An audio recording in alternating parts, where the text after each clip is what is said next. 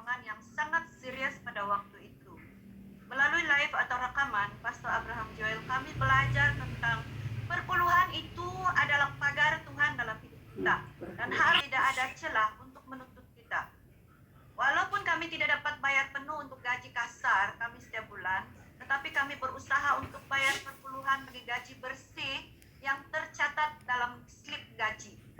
Pertama kali mengerti tentang prinsip tabur tuai dan mula belajar menabur walaupun sangat sedikit. Okay. Jadi peringkat permulaan itu saya hanya transfer kepada account gereja. Permulaan itu hanya RM2, yang kedua RM7. Itu sangat-sangat sedikit dengan air mata, sebab hanya itu yang saya dapat berikan. Tuhan tidak melihat jumlah taburan kita, tetapi melihat kesungguhan dan hati kita yang memberi. Pertengahan bulan November 2020 saya mulai berpuasa secara pribadi 8 hingga 10 jam sehari.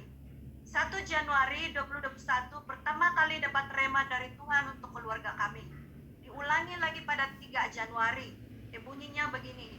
Bukan hanya gaji mami dan dadi yang akan dipulihkan, bebas hutang 100%, tetapi lebih daripada itu, lebih daripada sekadar diberkati.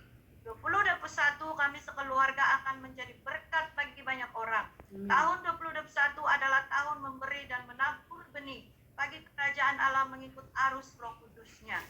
Rema ini menjadi motivasi bagi kami sekeluarga untuk lebih taat lagi kepada Tuhan. Saya terus berpuasa hingga bulan Februari 2021. Ternyata proses Tuhan belum selesai, walaupun saya berdoa puasa lama. Maret 2021, masalah keuangan kami makin kritikal, kami tertiarap. Itu simbolnya tertiarap. Tidak ada keuangan untuk meneruskan hidup pada bulan April dan ini betul-betul nyata. Tidak ada duit. Orang yang terdesak pasti sanggup melakukan apapun. Jadi kami sekeluarga pada 18 Maret, hari itu hari gaji sebenarnya untuk bulan Maret. Pada 18 Maret 2021 kami sekeluarga memilih untuk deklarasi mengucap syukur. Saya mengucap syukur itu ada puasa. Jadi saya mengajak keluarga untuk mengucap syukur untuk semua yang Tuhan sudah lakukan, yang sedang Tuhan lakukan dan Tuhan akan lakukan dalam hidup kami. Apapun yang akan terjadi, kami akan tetap mengucap syukur. Secara pribadi sudah bertemu esoknya, hari Jumat hingga hari Ahad saya berkantor puasa Easter.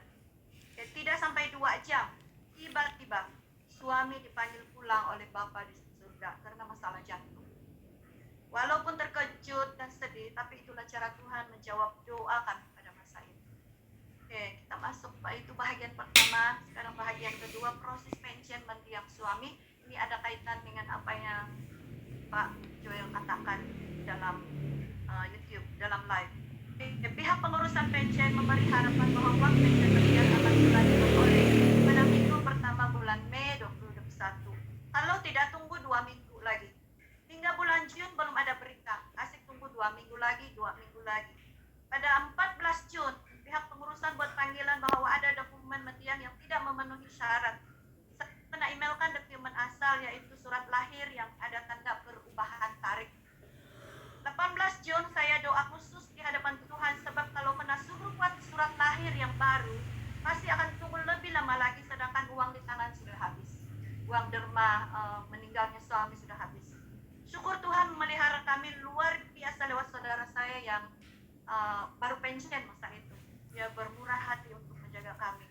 Saya bernazar 2 perkara, saya doa khusus 18 Jun.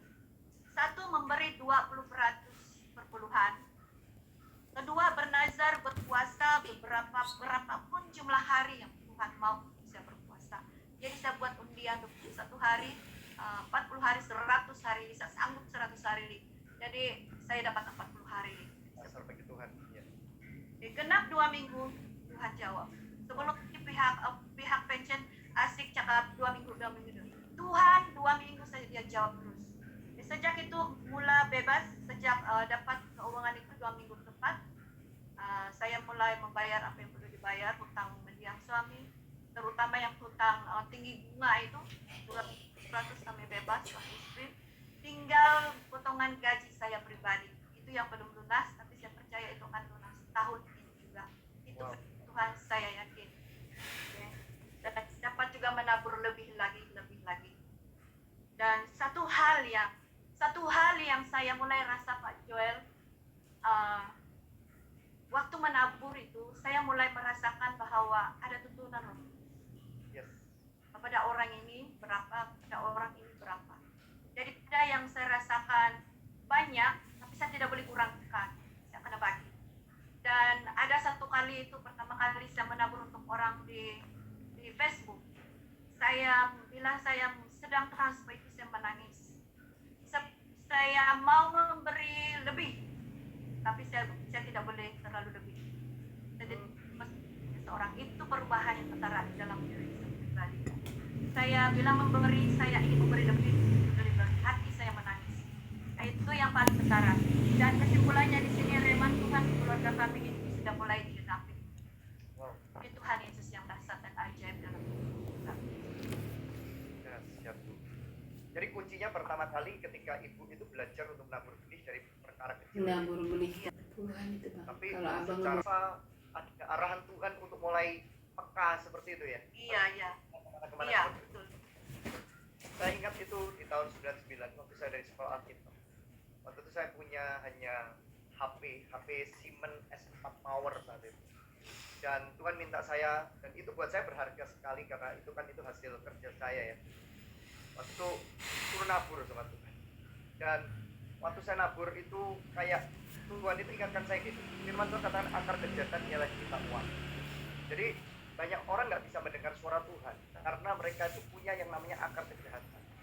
Dan saya diingatkan ketika Ibu tadi bersaksi seperti ini, ternyata mulai peka justru ketika belajar untuk menabur di dalam ketaatan, mulai tahu harus kemana, berapa persen seperti itu. Saya jadi ingat, Tuhan ingatkan saya di tahun 99 ketika saya berani meletakkan yang Tuhan minta pada saya hari itu, walaupun awalnya waktu itu saya nggak tahu dan itu sakit buat saya kan gitu. Itu kan HP satu-satunya saat itu dan di tahun 99. Tapi hari ini saya kalau ingat itu adalah persembahan yang diingat oleh Tuhan sampai hari ini. Itu adalah persembahan pertama saya hari itu yang berharga dan saya diingatkan Tuhan. Ketika Ibu hari itu mengirim di Instagram, saya paling ingat dan waktu itu kebetulan saya lihat gitu. Kalau secara nominal bahkan Ibu mengatakan itu nggak ada artinya, betul ya Bu ya saat itu ya. Tapi waktu kita doa, hanya 5 ringgit Malaysia. itu ya nggak salah ya.